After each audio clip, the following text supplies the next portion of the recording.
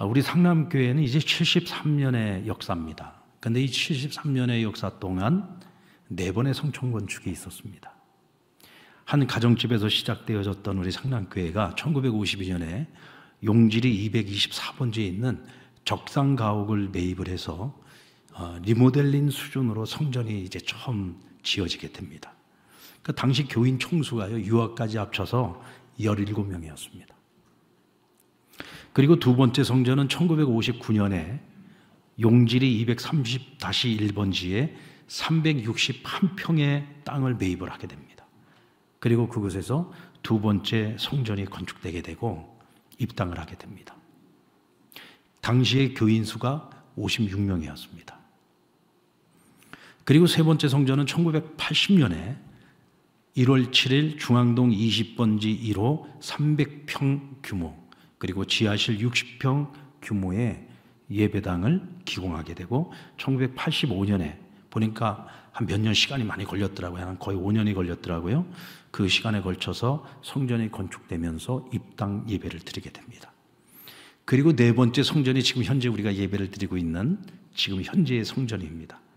오늘의 성전은 1997년 9월 27일 사파동 94-2번지에 영건평 2956평의 새 성전 기공 예배를 드리고 2001년도에 6월 3일 날 헌당을 하게 되었습니다. 너무 신중하게 듣지 마세요. 좀 평안하게 듣. 나는 무서워 죽겠어. 왜 이렇게 그냥 이러고 들어요. 여러분들 이 73년의 역사 동안 4번이나 성전을 건축할 수 있었다는 것은요, 그만큼 우리 상남교회가 끊임없이 부흥하고 있었다는 얘기고 성장해왔다는 얘기입니다. 이 얘기는 다르게 말을 해보면 하나님께서 우리 상남교회를 정말 사랑하시고 아끼고 소중하게 여기신다는 얘기예요. 아멘입니까? 교회가 개척을 해가지고 4번이나 성전을 그것도 더 큰 규모로 계속해서 지으면서 오늘의 이런 부흥과 성장까지 이루어온 이 모든 것들이 하나님 우리 상남교회를 얼마나 사랑하시는가, 정말 이 교회를 얼마나 하나님이 사랑하시는가. 이번에 우리 70년사를 이제 쓰면서 우리 차종수 목사님이 우리 상남교회 그 이제 역사를 쭉 편찬해 나가는 과정에서 나중에 그런 말씀을 하시더라고요. 참 자기가 수많은 교회들 역사 편찬을 해보았지만 이렇게 좋은 교회, 이렇게 건강한 교회, 이렇게 아름다운 교회는 자기가 별로 못 봤다는 거예요. 우리 한국교회에서 이렇게 교회가 평안하고 교회가 화평하고 이렇게 교회가 행복한 교회를 거의 보지 못했다는 거예요. 근데 그게 그냥 우리 듣기 좋으라고 하는 얘기가 아니라 정말 입에 침을 튀기면서 말씀을 하시더라고요. 여기 우리 이제 장로님들 계시는데 은퇴 원로 장로님들까지 우리 다 모시고 우리 차종수 목사님이 한번 우리 상남교회 역사 편찬을 하시면서 그 본인이 느끼고 경험한 것들, 그리고 우리 상남교회 역사를 공부하시면서 우리 상남교회 그 역사가 가지고 있는 그런 특징들을 이야기를 하는데 얼마나 우리가 은혜를 받았는지 모릅니다. 근데 우리는 이제 한번 이런 생각을 해봐야 돼요. 성전은 성도들이 부흥하고 성장을 해나가는 과정 속에서 조금씩 더 큰 성전으로, 더 크고 아름답고 정말 우리 창원에서도 제일 아름다운 성전 아닙니까? 제가 어느 교회를 가봐도요, 우리 상남교회처럼 아름다운 교회가 없어요. 요즘 최근에 짓는 교회들이 얼마나 현대식으로 교회들을 잘 짓는지 모릅니다. 그런데 어떤 교회를 가봐도요, 우리 상남교회처럼 아름다운 교회가 없어요.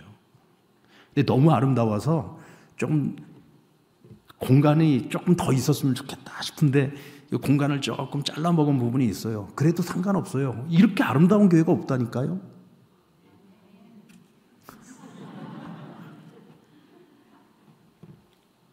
그런데 교회가 이렇게 점점 더 아름다워지고 성전은 예전에 비해서 훨씬 더 커졌는데 오늘 우리의 신앙의 모습은 초창기 정말 한 가정집에서 시작되어졌던 그 성도들의 그 열심과 그 충성과 그 없는 그 몇 명 되지도 않는 그 성도들이 힘을 모아가지고 성전을 세우고 땅을 매입을 하고 그들의 그런 희생과 그런 헌신의 모습들을 생각을 해보면 과연 오늘 우리의 신앙은 우리 과거 우리 초창기 우리 성도들의 그 신앙을 과연 우리는 따라갈 만한가? 오늘 우리는 과연 그들만한 신앙의 헌신을 가지고 있는가? 이제 그런 것들을 우리가 한번 스스로 자기 점검을 해보면서 정말 하나님 우리를 사랑해 주신 것만큼 우리는 정말 하나님 앞에 충성을 다하고 하나님께 기쁨이 되는 그런 삶을 우리가 살아가고 있는가를 한번 돌아보는 시간이 되었으면 좋겠다라는 생각이 듭니다. 그래서 이 성전이 가지고 있는 진정한 의미가 뭐냐? 저는 솔로몬의 성전을 통해서 오늘 우리가 그걸 한번 같이 고민을 해보고 생각을 해보려고 합니다. 여러분, 하나님의 성전을 세운다는 것은요, 특별히 선택된 자들만이 누릴 수 있는 축복이에요. 그래서 이스라엘의 성전은 3번 지어지게 됩니다. 첫 번째 성전은 누가 지은 성전이죠? 모세의 성막이었죠. 그것은 돌로 지은 성전은 아니지만 당시 이스라엘 백성들이 광야 생활을 했기 때문에 돌로 지어진 성전이 아니라 천막을 지어서 그곳에 하나님이 머무셨어요. 성막교회였던 것입니다. 모세를 통해서 하나님께서 그 성막을 건설하게 만드셨죠. 그리고 두 번째 성전이 바로 솔로몬의 성전입니다. 그리고 세 번째 성전은 바벨론의 포로로 끌려갔던 이스라엘 백성들이 다시 예루살렘으로 돌아오면서 스룹바벨을 통해서 세워진 성전, 그래서 스룹바벨 성전이라고 부릅니다. 이게 세 번째 성전이에요. 그러니까 이스라엘에서도 이와 같이 성전을 건축할 수 있었던 사람들은 많지 않습니다. 이와 같이 모세, 솔로몬, 스룹바벨, 그리고 그 시대에 그들과 함께 했던 사람들이 하나님의 성전을 건축할 수 있는 특권이 누려졌던 거죠. 다윗은 그렇게 하나님의 성전을 건축하고 싶은데도 불구하고 그가 너무 많은 피를 흘렸다는 이유 때문에 하나님께서 거절하시지 않았습니까? 그러나 그가 정말 하나님을 너무나도 사랑하고 하나님의 성전을 세워드리기를 원하는 그의 그 간절한 마음을 하나님이 기쁘게 여기시고 그 아들 솔로몬의 손에 의해 성전이 세워지게 한 거죠. 사실 저는 제가 우리 상남교회를 섬기는 동안에 성전을 건축할 일은 없을 거라고 생각을 했어요. 그런데 이번에 성전을 건축하게 됐습니다. 어디예요? 부곡이에요. 부곡의 온천 상남교회를 건축하게 됐습니다. 우리 지금 본교회가 아니라 우리 본교회와 하나인 교회 온천에 부곡의 온천 상남교회를 이번에 이렇게 건축을 하게 됐어요. 저는 제 생애에는 성전 건축할 일이 없을 거라고 생각을 했는데 하나님께서 저에게도 성전을 건축하는 이 영광을 주신 거예요. 뭐 제가 맨날 가서 뭐 헤매쓰고 가서 성전을 지은 것은 아니지만 어쨌든 간에 성전을 짓는 것을 결정하는 것부터 시작해서 이 모든 것들을 우리 당회원들과 함께 의논하고 같이 기도하고 또 우리 성도들의 합의를 얻어서 우리가 같이 성전을 건축하게 된 것 아닙니까? 여러분, 성전을 건축할 수 있는 이 특권을 하나님께 저에게도 주셔서 제가 얼마나 감사한지 모르겠어요. 그리고 성전은 아니지만 라오스에 우리가 또 비전센터를 세우지 않습니까? 웰컴 센터를 세워서 그곳에 정말 라오스의 복음화를 위해서 그곳에 청소년들, 어린아이들 데려다가 말씀으로 훈련시키고 성경 공부도 시키고 또 그 아이들에게 공부를 시켜가지고 앞으로 그 시대의 미래를 책임질 수 있는 그 라오스 복음화를 위한 전초기지로 삼았지 않았습니까? 이런 일들을 우리가 할 수 있다는 게 얼마나 감사한 일이에요. 할렐루야. 그러니까 온천상남교회도 그냥 세워지는데요, 나는 온천상남교회가 세워지는 일을 위해서 한 번 기도도 하지 않았어. 정말 전심을 다해서 기도도 한 번 해본 적이 없어. 그리고 성전이 세워지는데 진짜 한 10,000원이든 10만 원이든 100만 원이든 난 거기에 헌금도 한 번도 한 적도 없어. 그런 나와 내가 그래도 없는 중이라도 그래도 하나님 성전이 세워지는데 그래도 내가 이 교회를 섬기고 있는 이 시대에 교회를 섬기는 일에 내가 정말 조금이나마 내가 헌신할 수 있는 이 기회가 왔을 때 내가 헌신함으로써 교회가 더 아름답게 세워진다면 이 얼마나 감사한 일이에요. 그런 마음을 가지고 내가 정말 있는 있으면 있는 대로 없으면 없는 대로 조금이라도 내가 하나님 앞에 헌금을 드리고 기도를 드리고 해서 나중에 성전이 세워졌을 때 얼마나 보람이 있겠어요. 전혀 나는 아무 관심도 없는데 성전이 세워졌어요. 그 성전을 바라보는 마음과 내가 그 성전을 위해서 기도하고 내가 조금이라도 하나님 앞에 정성을 다해서 헌물을 드리고 그렇게 해서 교회가 세워졌을 때 같은 성전이 세워진 것을 보더라도 보는 감격이 다르죠. 그러지 않겠습니까? 저는 우리 성도들이요, 이 성전을 세우는 이 기쁨에 함께 동참했으면 좋겠다. 아멘들을 안 하시네. 하여간 저는 하나님 말씀을 전할 뿐이고, 하여간 감동을 받거나 안 받거나 하여튼 순종을 하거나 안 하거나 그건 알아서들 하실 일이고. 아니, 저는 그래요. 진짜 그런 마음입니다. 왜냐하면 저도 평생의 신앙생활을 하면서 정말 하나님을 어떻게 섬길 때 하나님이 어떤 복을 주시는지 저는 다 보고 자랐거든요. 보고 자랐어요. 뿐만 아니라 제가 목회를 하면서도 수도 없이 봤습니다. 하나님 앞에 정말 전심을 다해서 헌신한 이들을 하나님이 어떻게 축복하시는지 우리 상랑교회 성도들만 가지고도요, 제가 우리 성도들 앞에서 제가 이름을 안 밝혀서 그렇지 제가 그분들 한 분 한 분 다 그 간증을 하자면은요, 손으로 다 손꼽을 수가 없어요. 저는 우리 성도들이 그 복을 누렸으면 좋겠어요. 예. 이런 기회가 왔을 때 우리가 그 복을 우리가 함께 누릴 수 있다면 얼마나 기쁘고 감사한 일입니까? 자, 오늘 본문의 말씀은 솔로몬의 성전의 기본 골격을 이미 다 지었어요.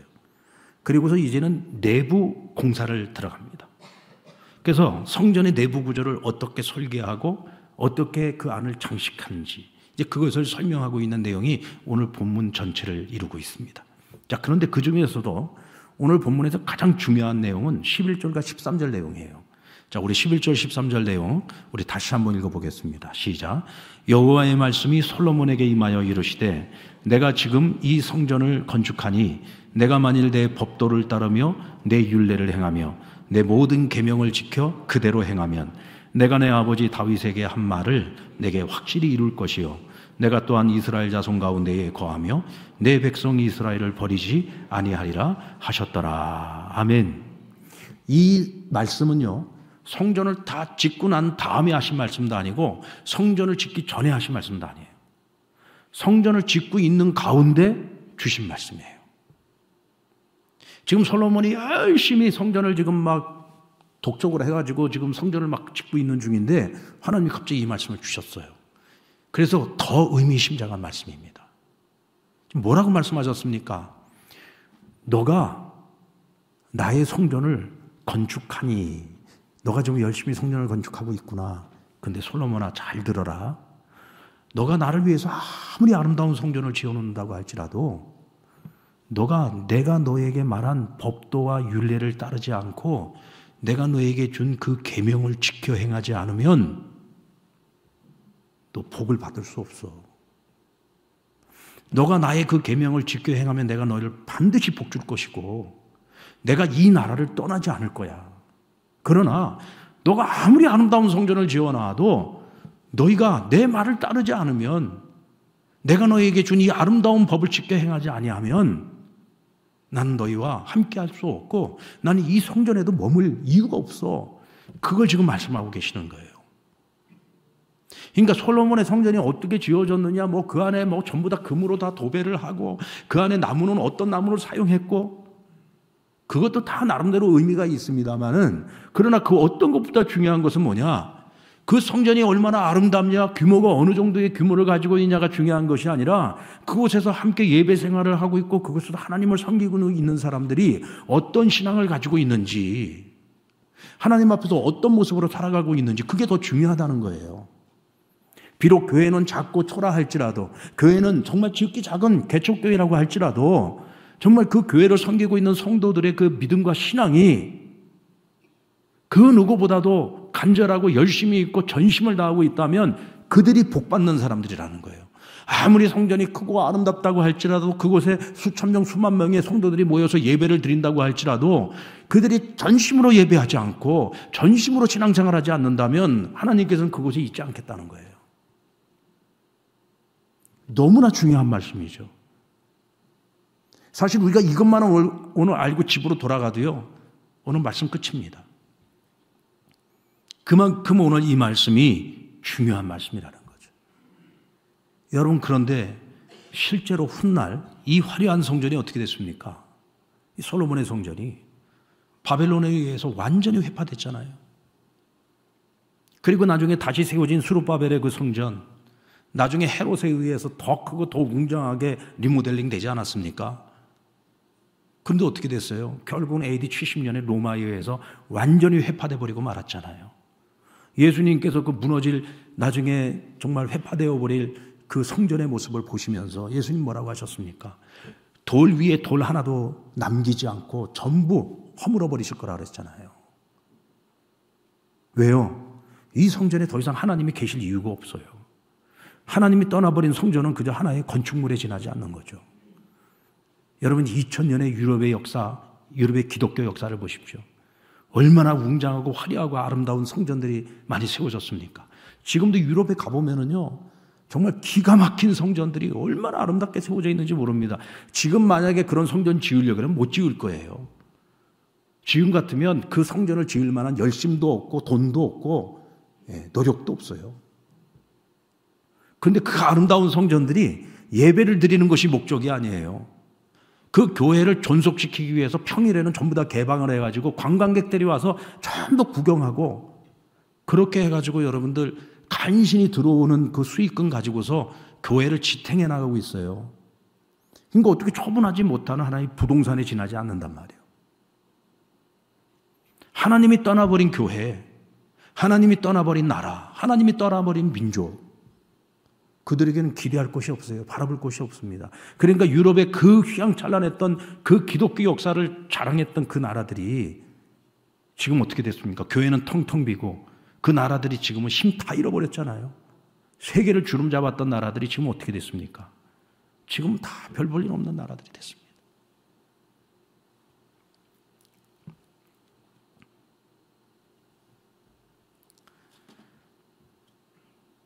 솔로몬 성전의 규모가 어느 정도였느냐? 어떤 시설이 있고 어떤 재료로 만들어졌느냐? 과연 그것이 무슨 어떤 의미가 있겠습니까? 그 무엇보다도 중요한 것은 그 교회에서 신앙생활하고 있는 나의 믿음이 중요하다. 내 믿음이 중요하다. 아멘. 우리 상량교회가 아름답고 건강하고 행복한 것은 우리 상량교회에서 신앙생활하고 있는 우리 성도들의 신앙이 건강하고 우리 성도들의 신앙이 능력이 있기 때문에 우리 상랑교회가 건강하고 더 빛이 나고 하나님이 지금도 주목하고 있는 교회요, 하나님이 사용하시는 교회인 겁니다. 아멘입니까? 솔로몬 성전의 특이점들을 살펴보겠는데, 모세의 성막에는 없었던 것들만 한번 따져보려고 합니다. 그것이 뭐냐면 방들이 많았다는 거예요. 그것도 지성소 안에도 벽으로 3층 위로 다락방들이 있었어요. 그리고 위로 올라갈수록 방의 규모가 더 커졌습니다. 왜 이렇게 방들을 마련해 놨느냐? 그것은 제사장들을 위한 것이었습니다. 그러니까 제사장들이 성전에서 제물을 드리고 할 때 그 필요한 제물들을 저장해 놓고 있는 방들이 필요했고, 그리고 제사장들이 그 하나님 앞에 드렸던 성물을 먹기 위한 장소도 필요했고, 그들이 사물을 보고 쉴 공간들이 필요했어요. 그러다 보니까 성전의 규모가 커지니까 점점 더 방들이 많아진 거죠. 그러다 보면 나중에는 어떤 일들이 생기냐면은 제사장들이 성전에 와가지고요, 성소 안에 들어가 보지도 않고 자기들 방에 들어가서 사무만 보고 일만 하다가 그리고는 그냥 돌아가는 경우들도 생겼을 거란 말이죠. 여러분, 우리 상랑교회도 얼마나 많은 방들이 있습니까? 예배실들도 있지만은 많은 방들이 있잖아요. 소그룹 방들도 있고 또 각 부서실들도 있고 또 우리 행정실 안에는 또 목양실도 있고 또 우리 목사님들이 있는 교육자실도 있고 많은 방들이 있습니다. 여러분들, 우리가 주중에 교회 와서 뭐 성경 공부를 한다든지 양육 훈련을 받는다든지 아니면 어떤 사역을 한다든지 할 때 여러분들 본당에 한번 들렸다가 가십니까? 아마 거의 대부분이 본당에 들리지 않고 그냥 각자 본인들이 만나기로 한 장소 그 방에 가서 뭐 사역을 하든지 공부를 하든지 거기서 만남을 갖고 교제를 하고 그리고 끝나고 나면 그냥 집으로 갈 거예요. 근데 여러분, 저도 사실 가만히 말씀을 준비하다가 생각을 해보니까 저도 일주일 내내 교회에 오면서도 예배를 드릴 때를 제외하고는 저도 이 본당에 올라온 적이 별로 없었던 것 같아요. 그래서 제가 오늘 얼마나 회개했는지 모릅니다.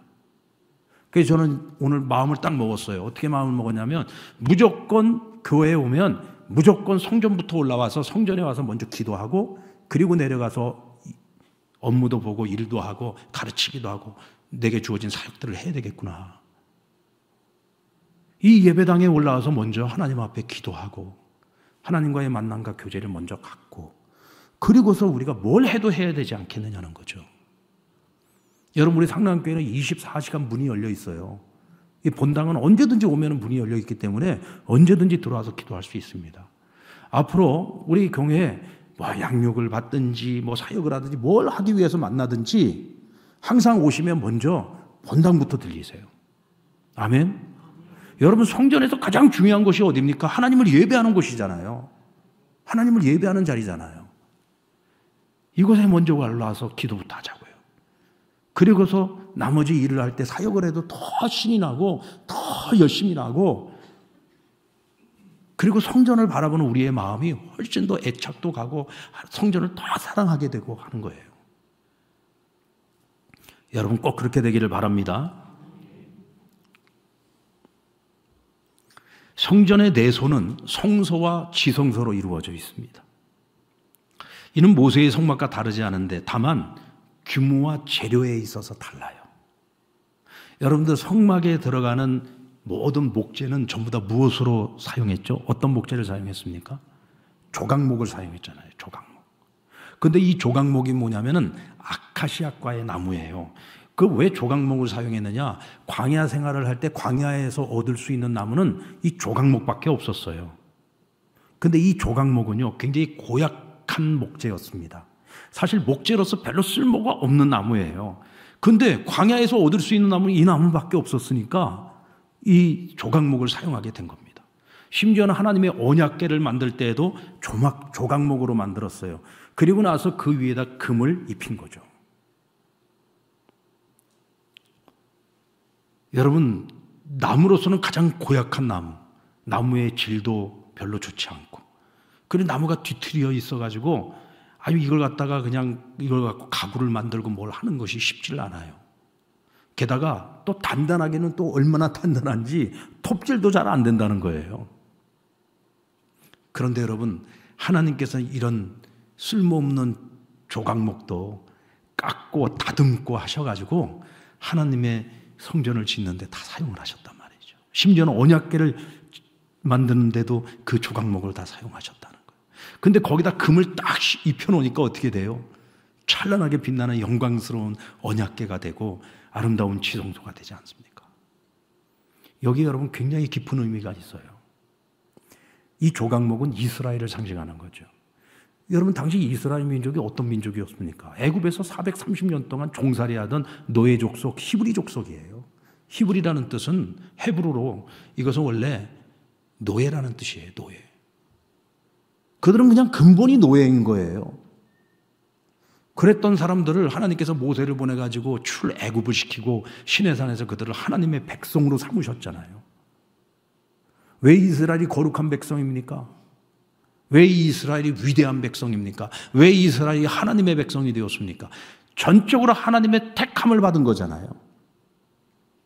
아무것도 아닌 사람, 노예 근성으로 덕지덕지 붙어있는 사람, 아무것도 아니면서 목에다가 다 심주고, 그래서 뭐라 그랬어요? 목이 뻣뻣한 자들이라고 하지 않았습니까? 교만하게 이를 데 없고 불순종하게 이를 데 없고, 그런 이스라엘 백성들이지만 하나님께서는 그들을 어떻게 했어요? 광야 40년 동안 이렇게 깎아내고 저렇게 깎아내고 다듬고 또 다듬어서 거룩한 하나님의 백성으로 만들어 그들을 사용하시지 않았습니까? 그들이 잘나서가 아니잖아요. 전적인 하나님의 은혜로 말미암아 하나님께서 그들을 연단시키고 훈련시켜서 하나님 백성으로 삼으시고 그들을 사용하시고, 그래서 가나안 땅을 그들의 땅으로 허락해 주신 것 아닙니까? 그리고 그곳에 하나님이 함께 머무시면서 그곳을 하나님의 나라, 하나님 도성으로 삼으신 거죠. 할렐루야. 저와 여러분이 어떻게 하나님의 자녀가 됐습니까? 우리가 남들보다 잘나섭니까? 똑똑해서입니까? 우리가 남들보다 의롭고 거룩하고 흠없는 사람들이어서 그렇습니까? 아니잖아요. 우리도 이스라엘처럼 조각목 같은 사람들이었어요. 그런 하나님 우리를 택하여 주시고 우리를 위해서 피 흘려 대속제물이 되신 예수님 그 은혜 덕분에 저와 여러분이 하나님의 자녀가 되고 정금 같은 존재로 하나님의 존귀하고 하나님의 그 소중한 하나님의 백성으로 오늘 우리가 살아가고 있는 것 아닙니까? 우리가 그 은혜를 잃어버리면요, 우리는 아무것도 아닙니다. 이스라엘 백성들이 그 은혜를 잊어버리는 그 순간서부터 하나님 앞에 불순종하고 결국은 하나님께서 솔로몬에게 말씀하셨던 대로 결국은 하나님이 그들을 떠나버리고 말았잖아요. 우리도 그래서 여러분 정신을 똑바로 차려야 되는 겁니다. 여러분 솔로몬의 성전은 무엇으로 지어졌습니까? 백향목으로 지어지지 않았습니까? 백향목은 여러분 나무 중에 황제입니다. 가장 아름다운 나무. 그 백향목으로 성전을 지어놓으니까요, 백성들은 그 백향목을 보면서 자기들이 백향목인 줄로 착각해요. 그러니까 교만해지는 겁니다. 그러니까 불순종하는 겁니다. 내가 조각목이라는 사실을 알아야 하나님의 은혜가 얼마나 큰지를 알아요. 내가 백향목인 줄로 착각을 하면은요, 잘난 것도 없는 내가 교만해져서 결국은 하나님을 거스르게 되는 겁니다. 우리가 어떤 길을 걸어갈 것인가? 그것을 우리가 잘 선택해야 됩니다. 성전 안의 백향목 기둥에는 박과 박꽃을 아로새겼다 그랬어요. 여러분들 박이 뭔지 아시죠? 예, 우리나라 박은 좀 뭐 조롱박 이렇게 작은 것도 있고 또 큰 박도 있잖아요.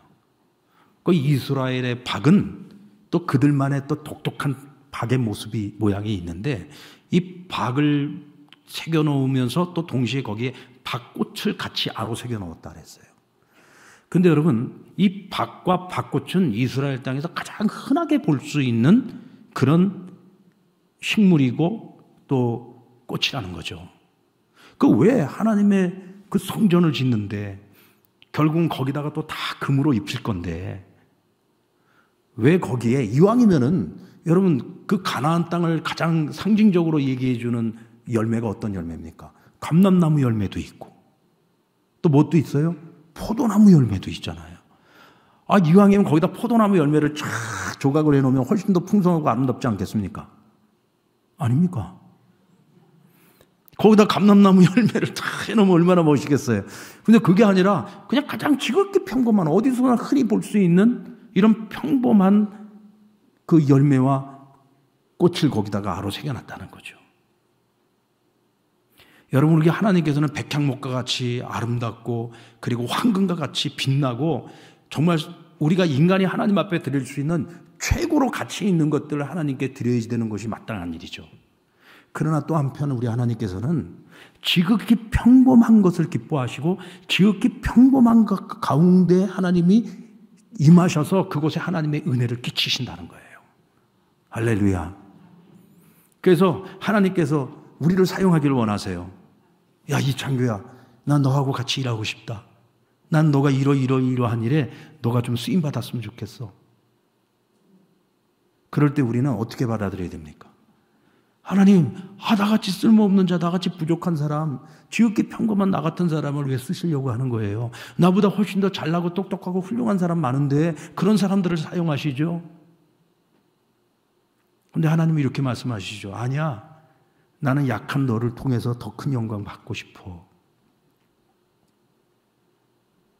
그게 여러분 우리에게 은혜 아닙니까? 그게 영광이잖아요.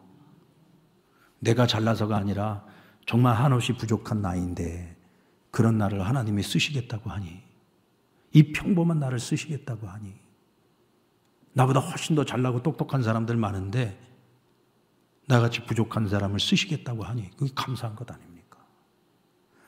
그걸 은혜로 알고 그걸 감사한 줄 알고 하나님께서 무엇을 맡기든지 주여 감사합니다 하고 순종하는 사람을 하나님 오늘도 기뻐하시고 하나님 그들을 통해서 영광 받으신다는 거죠. 여러분, 사도 바울이 몸에 찌르는 가시가 있어요. 다른 사람들은 위에서 막 기도해 주면 다 병 고침 받고 그러는데 자기는 이 찌르는 것이 자기 안에 있는 그 질병은 고치지 못하는 거야. 그러니까 맨날 하나님께 하나님 나도 좀 고쳐주세요. 고쳐주세요 하는데 어느 날 하나님께서 그럽니다. 야 바울아 내 은혜가 족하다. 이 얘기는 무슨 얘기입니까? 야 이제 더 이상 그 기도하지 마라. 너한테는 그 찌르는 가시가 필요해서 내가 너에게 남겨둔 거야. 그냥 그 은혜로 족해. 이게 참 바울의 입장에서는 보면 그게 얼마나 속상한 얘기예요. 다른 사람한테는 은혜를 딱 끼치면서 주를 위해서 복음을 위해서 평생 헌신한 나에게는 이거 하나 못 들어줍니까 하나님? 내가 무슨 다른 걸 요구한 것도 아니고 이거 너무 괴롭고 힘들어서 이거 하나 좀 고쳐달라는데 이걸 안 고쳐주시고 은혜가 족하다고요? 그리고 원망할 만하잖아요. 근데 나중에 바울이 뭐라고 고백합니까? 내가 복음을 전함에 있어서 복음 전함을 마치려 하면은, 그러니까 내가 복음을 전함에 있어서는 자랑할 것이 없다고 얘기를 합니다. 왜 자랑할 것이 없느냐? 내가 부득불하였기 때문이라고 얘기를 해요.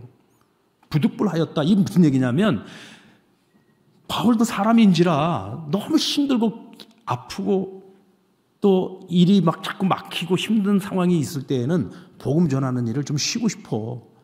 근데 그때마다 하나님 찌르는 가시로 몸을 막 치시는 거예요. 그러면 또 아이고 하나님 알았습니다. 제가 알겠습니다.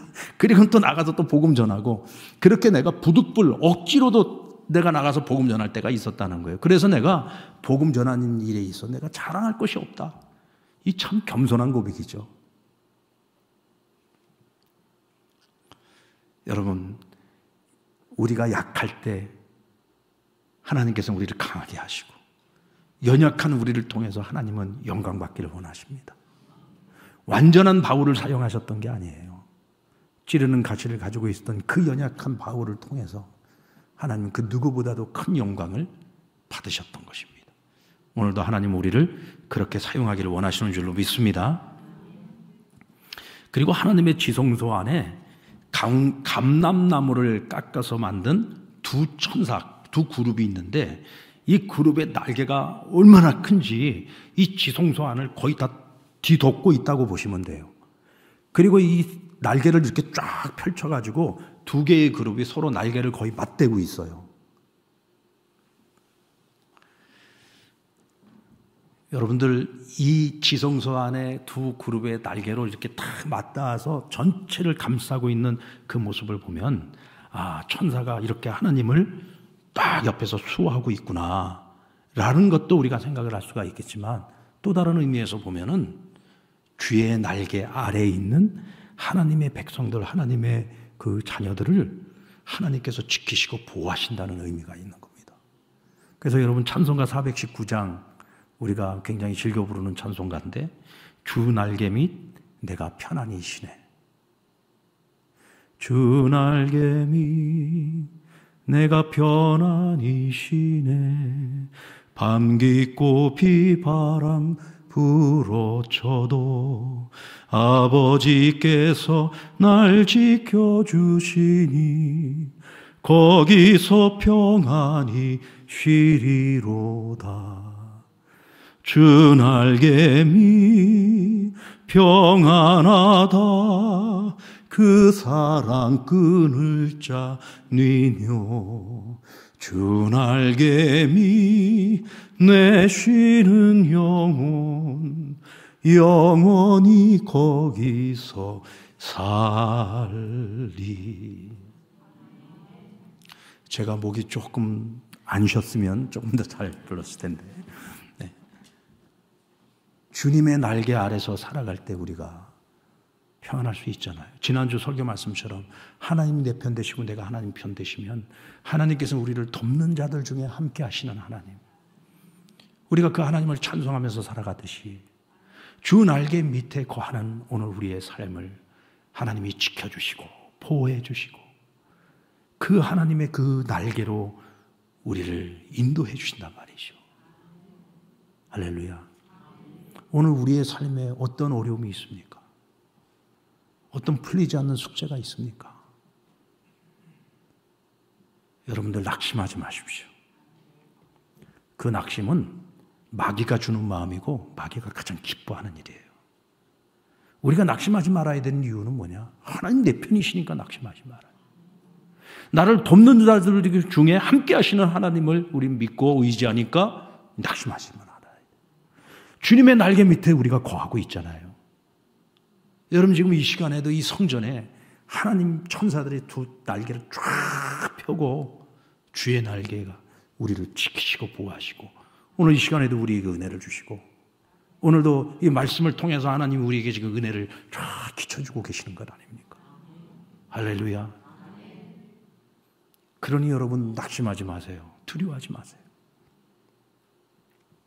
끝으로 성전 앞에 세워진 두 개의 녹기둥. 이제 오늘 본문 넘어서서 이제 우리 뒷장에 가면은요, 야긴과 보아스에 관한 얘기가 나옵니다. 이것은 뭐냐면 성전 내실에 있는 기둥이 아니라 성전 외실에 있는 거예요. 그래서 성전의 입구, 문 앞에 큰 두 개의 기둥을 세우는데 이 두 개의 기둥은 노수로 만들었어요. 노수로 만든 큰 두 기둥을 세운 겁니다. 그리고 그 가운데에는 뭐가 있냐면 바다라고 하는 기구가 있는데 이 바다는 뭐냐면 성소 안으로 들어가면은 그곳에 물두멍이라는 것이 있습니다. 이 물두멍은 물을 담아놓는 곳인데 그곳은 제사장들이 하나님을 섬길 때 먼저 손을 깨끗이 씻고 일을 하도록 물두멍을 만들어 놨다면 이 바다는 성도들이 그러니까 이스라엘 백성들이 하나님 전에 나올 때 이 바다에 와서 손을 씻고 몸을 깨끗이 하는 곳이에요. 그런데 이 바다도 역시 마찬가지로 놋으로 만들었다. 그런데 이 놋을 만드는 거 여러분들 우리나라에서도 이 놋 장인들이 있잖아요. 놋은 그냥 만드는 게 아니라 놋을 쳐서 만드는 거거든요. 놋을 불로 달구고 해가지고 이것을 막 망치질을 해가지고서 그거 만드는 거예요. 근데 그게 여러분들 아무나 만들 수 있겠어요? 그래서 솔로몬이 그 두로왕 히람에게 부탁을 해요. 같은 이름인데 그 두로 땅에 히람이라는 사람이 있어요. 근데 이 사람은 아버지가 두로 사람이에요. 그런데 어머니가 그 무슨 지파야? 납달리 지파예요. 납달리 지파. 그 어머니는 납달리 지파의 여인인데 과부였어요. 그러니까 이 사람은 혼혈인 거죠. 그렇죠? 아닙니까? 어머니는 유대인이에요. 아버지는 두로 사람이에요. 이거 혼혈이잖아요. 거기다가 아버지가 일찍 돌아가셨는지 과부의 아들로서 자랐어요. 그러니까 이 사람 뭐 하나 내놓을 곳이 없는 사람이야. 근데 한 가지 잘하는 것이 있는데 이 놋을 가지고 뭘 만드는 걸 잘해. 근데 자기가 가지고 있는 보잘것없는 작은 기술이지만 열심히 그것을 최선을 다해서 갈고 닦아가지고 두로 땅에서도 놋기술, 놋장인 그러면은 히람하고 딱 누구든지 다 얘기를 하는 자타가 공인하는 그런 장인이 된 거예요. 그래서 솔로몬이 그거를 알고 솔로몬이 히람 왕에게 부탁을 해가지고 이 놋장인인 히람을 불러다가 이 기둥을 만드는 거, 또 바다를 만드는 거, 놋으로 만드는 모든 걸 이 사람에게 다 맡기게 됩니다. 여러분들 어떻게 보면 유대인들이 가장 하찮게 여길 사람이 누구냐면 이 히람이라는 사람입니다. 왜냐하면 이 사람 혼혈이잖아요. 유대인들이 가장 가증히 여기는 사람들이 혼혈이거든요. 그 혈통적인 순수성 하나도 제대로 지키지 못한 사람이라고 이 사람들이 전부 다 능멸하는 그런 사람이란 말이죠. 게다가 과부의 아들이었으니까 뭘 제대로 배우기를 했겠어요. 내놓을 곳이 아무것도 없는 사람이야. 그러나 지극히 작은 기술이지만 그 하나를 가지고 최선을 다해서 어쨌든 놋 장인으로서는 최고가 된 거죠. 저는 우리 기독교인들이요, 이 히람에게서 배울 것이 있다고 생각합니다. 여러분, 우리 기독교 신앙은요, 운명을 받아들이는 신앙이 아닙니다. 우리 기독교 신앙은 운명을 뛰어넘는 신앙이에요. 극복하는 신앙입니다. 지금 현재에 만족하지 않고 끊임없이 성장하고 발전하고 지금보다 더 나은 삶을 위해서 끊임없이 정진하는 삶이 기독교인의 삶이에요. 그래서 우리 기독교가 들어간 나라들을 보면은 하나같이 부흥하고 성장했잖아요. 그런데 이 사주팔자 운명론에 사로잡혀서 살아가는 이런 동양 종교가 지배하고 있는 나라들을 보면은 성장이 없고 발전이 없어요. 왜? 운명을 그냥 다 받아들여. 운명에 그냥 순종하고 순응하고 살아가는 거예요. 여러분, 운명은요, 받아들이는 것이 아닙니다. 운명은 극복하는 거예요. 아멘?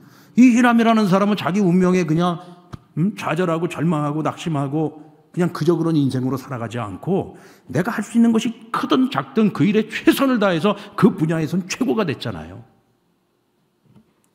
여러분들이 교회를 섬길 때에도 내가 가지고 있는 재능을 가지고서 하나님을 섬길 때 그냥 내가 가진 그 재능만 갖고 섬기려고 하지 마시고 그 재능을 끊임없이 여러분들 더 노력하고 갈고 닦아가지고 더 발전시켜야 돼요.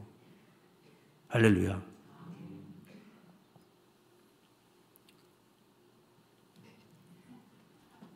우리 다드림 찬양팀이 요즘 여러분들 찬양하는 거 보면 찬양 너무 잘하죠? 이거 아멘 소리가 작아요? 얼마나 찬양 잘합니까? 어디다 갖다 내놔도 제가 볼 때는 어디 CCM 어디 그런 대회 나가도 1등 할 것 같아. 갈고 닦아서, 그죠? 아닙니까? 예, 내가 보니까 열심히 갈고 닦아요. 우리 한낮 찬양대도 보세요, 오늘.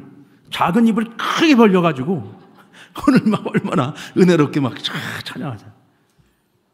우리가 하나님을 찬양해도 현재에 만족하지 말고 더 열심히 노력하고 더 열심히 준비해 더 아름다운 찬양을 하기 위해서 더 노력해서 해야죠. 저도 설교를 할 때 더 열심히 갈고 닦아서 설교 원고도 10번 읽었으면 12번, 13번, 14번, 15번 목이 쉴 때까지 읽고 또 읽고 내가 준비한 원고지만 원고 안에가 하나가 되어서 그래 하나님 말씀을 전해야죠. 무엇을 하든지 하나님이 나에게 맡기신 그 일을 할 때에는 최선을 다해서 어디다 갖다 놓아도 우리가 최고가 될 수 있는 그런 모습으로 하나님께 우리가 영광이 돼야 되지 않겠느냐. 아멘. 성전의 두기둥 얘기도 해야 되고 바다도 얘기를 해야 되는데 그건 우리 다음 주에 얘기합시다. 이제 15분이 됐으니까 여기까지만 해도 우리가 오늘 받은 은혜가 큽니다. 그죠?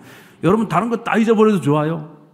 오늘 제가 가장 중요하다고 말씀하셨던 거, 아무리 화려한 성전, 아무리 웅장한 성전, 아무리 멋진 성전을 지어놓고 우리가 예배를 드리고 여기서 신앙생활을 한다고 할지라도 하나님이 우리를 주목하는 건 건물이 아니라 오늘 그 안에서 신앙생활하고 있는 오늘 우리의 신앙, 우리의 영적인 상태, 주님을 사랑하는 그 마음, 뜨거움, 열정, 전심을 다하는 그 마음을 하나님은 오늘도 기뻐하신다. 그와 같은 이들에게 하나님이 복을 주시겠다고 약속하셨습니다. 여러분 그 복을 우리 모두가 다 함께 받아 누릴 수 있기를 우리 주님의 이름으로 축원합니다.